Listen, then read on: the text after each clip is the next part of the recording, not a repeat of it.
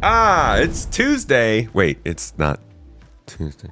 Wednesday news day. It's Wednesday and there's news. Pricing surge is starting today. We talked about this earlier on in the week, and now they've made the announcement. The pricing surge is beginning a new time-limited in-game activity. As we move through 2026, Star Citizen is evolving not just in what we deliver, but in how we deliver it, alongside upcoming changes to patch scheduling that we will talk about in more detail soon. We are also starting to roll out smaller, targeted pieces of content that can go live without waiting for a full patch. Pricing Surge is the first of these. The goal is to create short-term, high-impact opportunities in the live universe that react to what is happening in the verse, give players new ways to engage, and let us adjust and iterate faster based on how you play. Now, there are two approaches to this. There is obviously the thought process that this is a bit of a crutch for an economy that doesn't exist. There is also the possibility that this is something that's supposed to live alongside an economy. And so I do completely understand if people are unhappy that we're not seeing a dynamic economy implemented and instead this is being added. But I don't think it's a zero-sum game. I think I'm actually going to try and pull up a video here that I think they might have talked about something like this back when they were talking about, brace for it everybody, hold on to a wall nearby, back when they talked about quantum. Ah! Shit! Dad! It's past. Sorry, that was a stampede of angry citizeners. Only happens when you mention that or the other one, the double M's. We won't talk about that. Continuing on. They actually describe what pricing surge is. Pretty important. Taking advantage of a glut of salvaged Atlassium in the wake of unusually high number of capital ship battles. A few clever vendors in the Stanton system have cornered the market of rare materials, selling it at a premium price. For those of you without the AUEC at hand, the vendors are also offering higher than average prices on a few other commodities that they're eager to get their hands on. This is kind of like the price increases on goods, it feels like to me, that was dynamic before, slightly dynamic, just a little random. It's just developer run.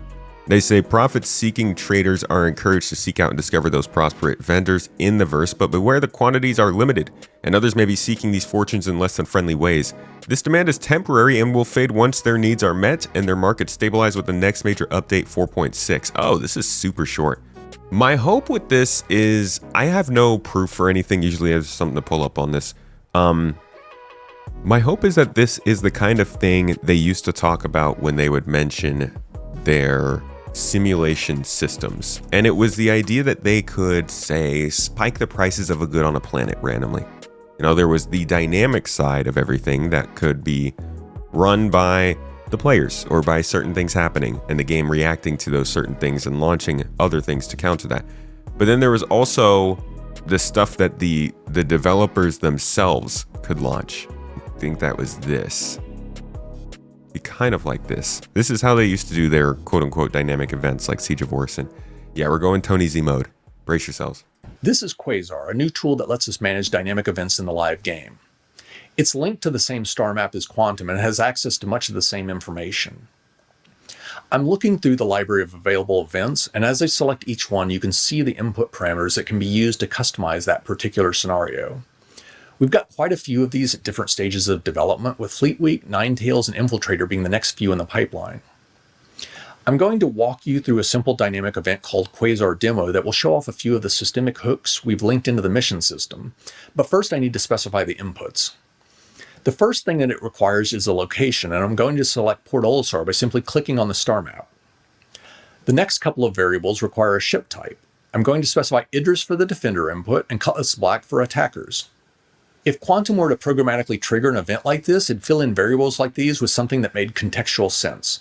So, for example, it'd be looking at what sort of ships were in the area where the event would be activated to determine what it could consider. How do we still come back to this video every month? Difficulty, which in Because we like the pain, dude. Why do you think we're still following Star Citizen? this particular case has simply been configured to dictate the speed at which enemies will appear.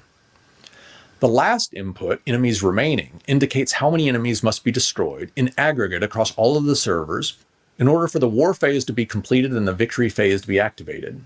I'm going to set this to 10. With everything configured, I can now activate the event.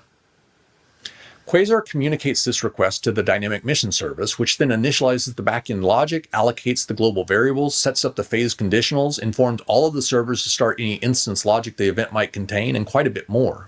Okay, it's a lot of Phase words. color, So and will turn the green. idea here is that they could start to create shortages or they could basically just trigger certain states to take place in space stations or locations. This is how Ninetales Lockdown happens, but that is like a packaged situation. It feels basically like this is like the kind of thing they can do now, or at least something that they're trying to test with these sorts of price surging.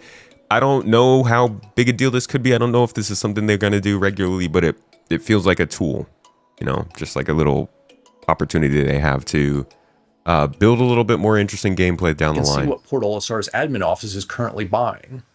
I've minimized the inventory for this test, so I'm only expecting to see a couple of items. That's the full list right there, just hydrogen and processed food. The modify shop phase has been set up to activate when the backend variable called current phase has a value of 1, so I'm going to set it to that. The phase just turned green, meaning that it's enabled, and any changes to the backend data have now been applied. It applied a shop modifier to crank up the demand for food at Port Olisar, so let's see what's happening to the price. It was stable for a long time with just some minor fluctuations. Now, though, okay, so here's the dynamic part that I'm guessing is what we're missing. And this is the part that probably, like, I understand being a little unhappy, and I would love to see if they can, like, can they have this price surge but then have it fix itself dynamically and naturally? Can they have this be something that changes based on what we're doing? Because they've talked about now that cargo hauling has these tiers, right? And these tiers have dynamic price shifts that change how much you can make based on what kind of boxes you're running in what ship. There's a whole post about it. We went over it a few weeks ago, but that is the first part of dynamic pricing and returns and profit in cargo hauling. So can they have this happen with this pricing surge? I'm not sure exactly why this needs to be static or is static, or if it's going to remain static. But hopefully, maybe a Star Citizen Live, they can talk a little bit more about what they want to achieve with these kinds of in-game activities that they're talking about, where they say they're going to do short-term high-impact opportunities in the live universe to react to what is happening in the verse. It sounds like shorter versions of the missions and contract lines we're already running. But again, it'd be cool to see something a little bit more dynamic tied into it. I hope that a dev will sit down on Star Citizen Live soon and talk about this. So it's gone through the roof, the direct result of all of that increased demand. So players and Quanta would be incentivized by higher prices to help correct this imbalance in the economy. This phase also had a shop modifier add a new item for purchase, and you can see that Quantum already knows about it. I'm going to flip. You hear how he's using the two terms, quantum and quant? Never mind. Back to the client, though, so that we can verify that this really did affect the inventory within the game.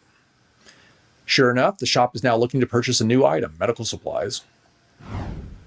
Manual control over the economy like this is not intended to be a substitute for Quantum's systemically derived adjustments, but simply gives us the ability to occasionally nudge the system in a particular direction to add some interest or layer a compatible story onto the background environment or an existing trend. So that is the acknowledgement right there, that this isn't a dynamic economy replacement. It is something to exist besides. I was kind of talking. Sorry about that. Control over the economy like this is not intended to be a substitute for Quantum's systemically derived adjustments, but simply gives us the ability to occasionally nudge the system in a particular direction to add some interest or layer a compatible story onto the background environment or an existing trend. Message there indicating that the Port Olisar admin office needs food and what they're willing to pay for it. So that's actually what we started to see. This is what I was talking about with the journal entries with the price changes. This is what we started to see happening over the course of the last couple of years, but it didn't get expanded on too much. This could be them starting to expand on it. Reaching out, looking for ways to obtain more supply. It will do this by sending a message that will be recorded in a special area of your journal reserved for price alerts, which is basically a precursor to being able to create and post missions. You can see the message there indicating that the Port Olisar admin office needs food and what they're willing to pay for it. This feature gives designers the ability to dictate at a systemic level how shops will respond to inventory gluts and shortages, and this functionality will soon Hey, he said the glut word. Look at that. Sorry, that's not really be extended to things other than commodities. An area suffering from too much piracy, for example, might offer to pay mercenaries to come to their aid.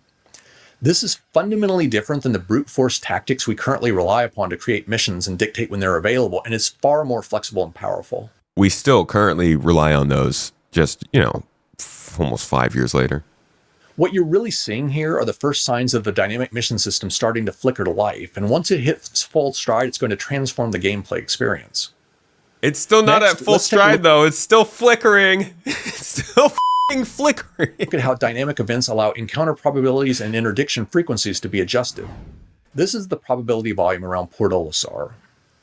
You can see that piracy, the red curve, and security, the blue, are inversely related. So this is the dynamic part. We won't get into this, but you guys, we've talked about probability volumes on this channel plenty. This is the part that we're still waiting to happen in more and more obvious ways. Probability volumes and haulers, pirates, and security NPCs all actually functioning and flying around and making a presence is huge. It's not existent, and so that's why we're not talking about it here. But these price adjustments, this dynamic pricing surge thing that's not actually dynamic, the ability for the designers to reach in and take care of this and start these new quote-unquote events that may or may not play out kind of like Jumptown, but on a more legal sense.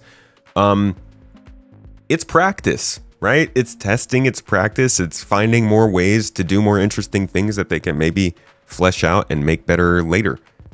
Most importantly, I'm hoping it is starting to dig their heels in to make more interesting dynamic opportunities and just to create a less static game. If that has to start with dev intervention first, cool. Once we can get the actual simulation running, I'd love to hear more about that, or even maybe beforehand. But this is just a look into these pricing surges. They're starting today, right now, in a live server, and they are covering a couple different commodities, along with the Atlassium, I guess. And you'll have to find the locations and vendors for those. That's a little exploration. Bring a gun, probably.